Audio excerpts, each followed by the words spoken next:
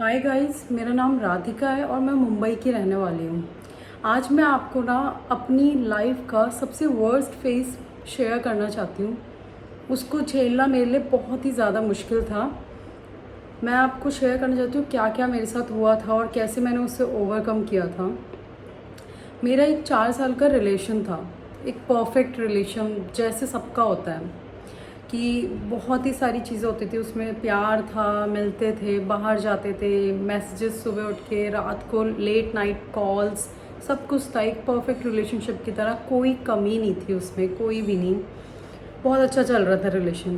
Then suddenly उसके behaviour में बहुत ही ज़्यादा चेंजेस आने शुरू हो गए थे।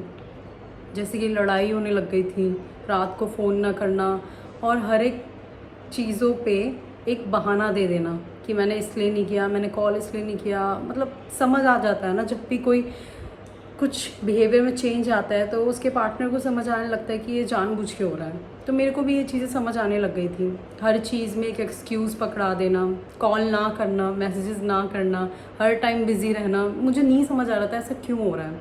सडनली मेरे को पता चलता है कि वो 2 महीने से मेरे को चीट कर रहा है और मुझे इस बारे में पता भी नहीं था।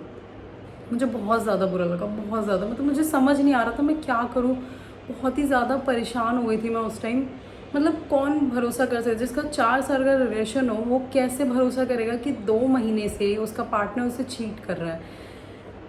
मुझे ही पता है कि मुझ पे वो कैसी बीती थी वो बात, जब मेरे को ये पता चला था कि उसका किसी और के साथ रिलेशन है।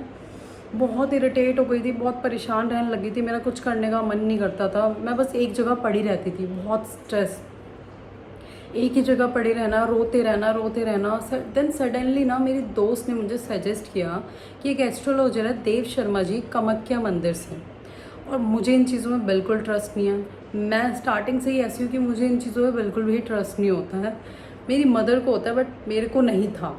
तो मेरे को उस टाइमिंग पे क्या था, जब भी किसी का रिलेशन ख़राब होता है तो उसके दिमाग में यही होता है कि यार कुछ भी हो, कुछ भी, कि वो सब कुछ छोड़ के हमारे पास वापस आ जाए, बस सब कुछ ठीक हो जाए, सब कुछ नॉर्मल हो जाए पहले की तरह, वो हमारे पास वापस आ जाए। तो मेरे दिमाग में भी यही चल रहा था। तो जैसे ही मेरी दोस्त ने मुझे सजेस्ट किया, मैंने सोचा कि मुझे एक बार ट्राई करना चाहिए, मैं एक बार चांस लेके देखना चाहती हूँ, मुझे रिस्क लेना है। बिकॉज मुझे वो वापस चाहिए था, मेरा पार्टनर, मैं उससे इतना ज़्यादा प्यार करती थी। मैंने ये रिस्क लिया, मैं उनके पास गई। एंड ट्रस्ट मी गाइस, जब मैं उनके पास गई मैंने अपने बारे में उन्हें कुछ नहीं बताया।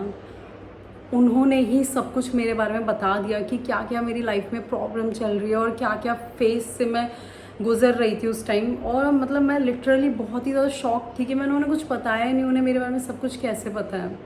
उन्होंने सब कुछ मुझे बताया, मैंने सब कुछ सुना। फिर उन्होंने मुझे उस चीज़ का सॉल्यूशन दिया।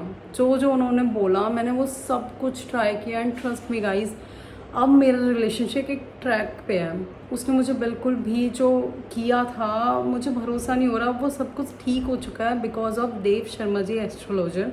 उन्होंने जो जो मुझे गाइड किया, ये बहुत अच्छे से गाइड करते हैं आपको क्या करना है, क्या नहीं करना, क्या मिस्टेक्स हुई थी, क्या क्या प्रॉब्लम थी, ये सब कुछ ठीक कर देते हैं। आप एक बार रिस्क लेके देखो, ये वाला जो मैंने रिस्क लिया। बिकॉज सबको ही अपना प्यार वापस चाहिए होता है।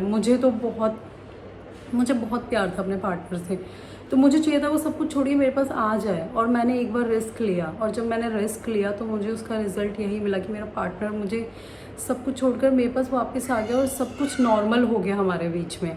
तो मैं आपको भी ये सजेस्ट करूँगी कि आप देव शर्मा जी से एक बार कॉन्टैक्ट करिए अगर आपके साथ भी ऐसी प्रॉब्लम हो रही है तो।